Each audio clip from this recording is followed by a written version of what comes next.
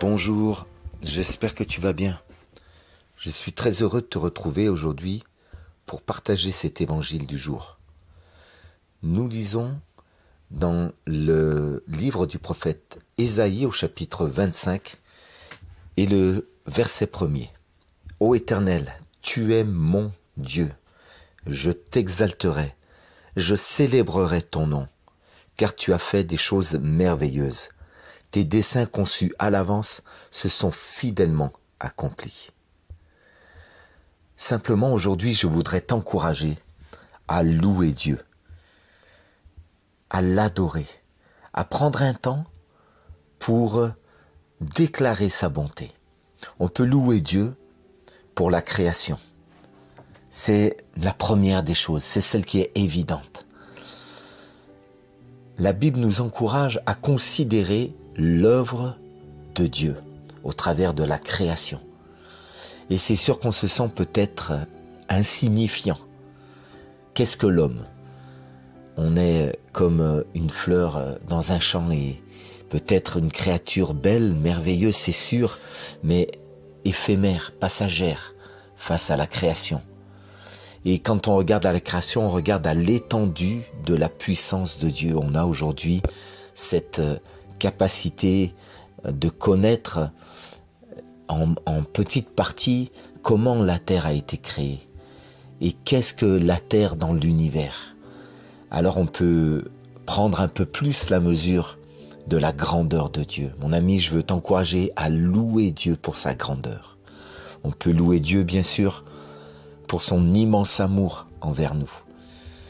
Nous étions loin de lui, égarés dans notre péché, mais il nous a tant aimés qu'il a donné son Fils unique pour nous. Comment ne pas regarder à Jésus aujourd'hui et à l'amour de Dieu pour nous, qui est aussi grand que les cieux sont élevés au-dessus de la terre. On ne peut pas mesurer l'écart qu'il y a entre l'infinité de l'univers et la terre. Et de même, on ne peut pas en réalité vraiment mesurer l'infinie grandeur de l'amour de Dieu. Et cependant, Dieu t'a aimé, Dieu m'a aimé. Comment ne pas l'adorer pour ça aussi ?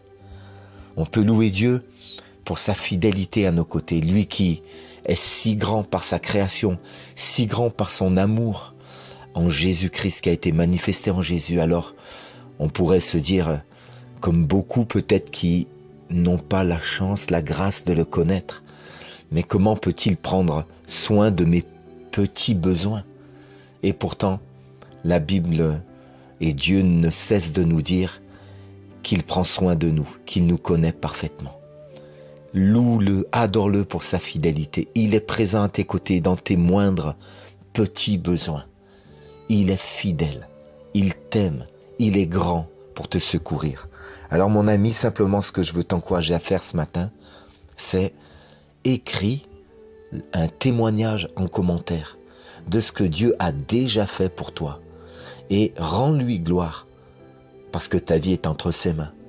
Il est fidèle et ce qu'il a fait, il le fera encore.